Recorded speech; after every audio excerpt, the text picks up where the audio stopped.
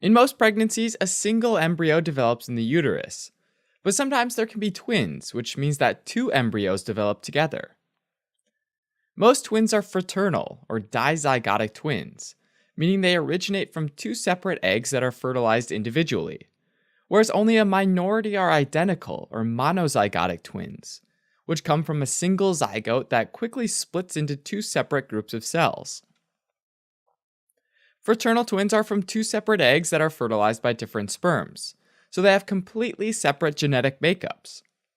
They don't look any more or less alike than regular siblings, although the resemblance can still be very close.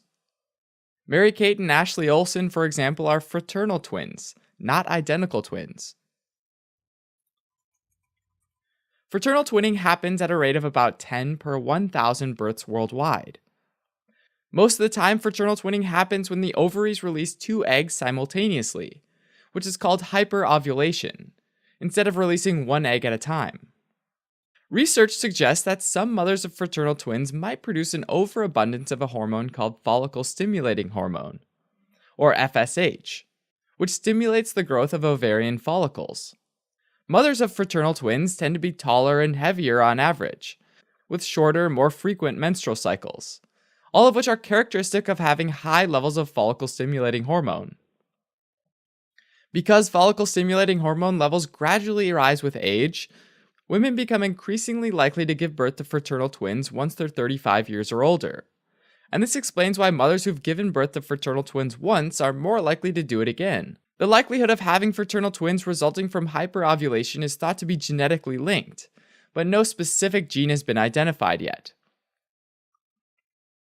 Identical twins are even less common than fraternal twins, happening at a rate of about 4 per 1,000 births worldwide. Identical twins come from a single zygote splitting to form two separate embryos with identical genetic material. The split can happen at any time during the first 13 days of development, and how and when the division happens affects how the identical twins share space and resources in the uterus. Because identical twins have identical DNA, they share a lot of physical traits that have a strong genetic basis, like sex, hair and eye color, blood type, and other physical features. In fact, subtle differences between identical twin babies actually shows how the environment, even the environment of the uterus, can also affect development. Identical twins can be categorized based on how they share space and resources in the womb. During normal development, one embryo grows inside a fluid-filled bubble, called the amniotic sac, and receives nutrients and gases from the mother via the umbilical cord and placenta. With twins, two embryos arise, but this doesn't necessarily mean that each gets its own individual ticket to the placenta buffet, or a separate amniotic sac to hang out in. Twins' access to maternal real estate depends on when exactly the split happens to turn one embryo into two. Early in development, there's a single ball of cells called a blastocyst. This develops an inner layer called the embryoblast, and an outer layer called the trophoblast.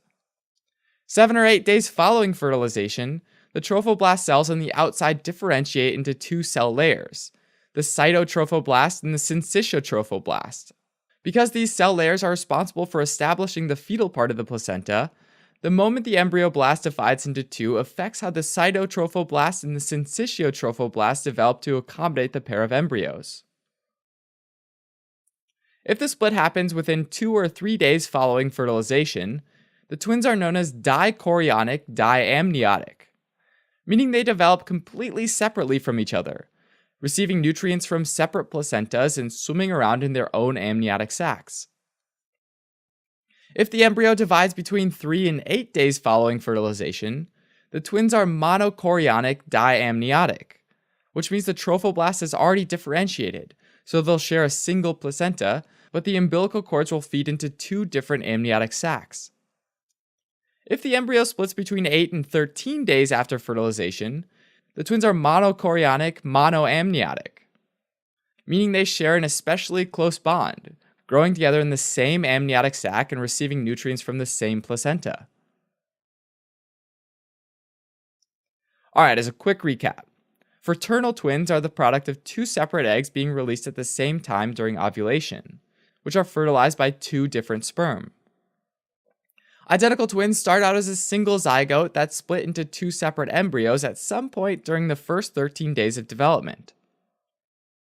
There can be mono-mono twins that share a placenta and an amniotic sac, mono-di twins that share a placenta but develop in separate amniotic sacs, or di-di twins which develop their own placentas and amniotic sacs.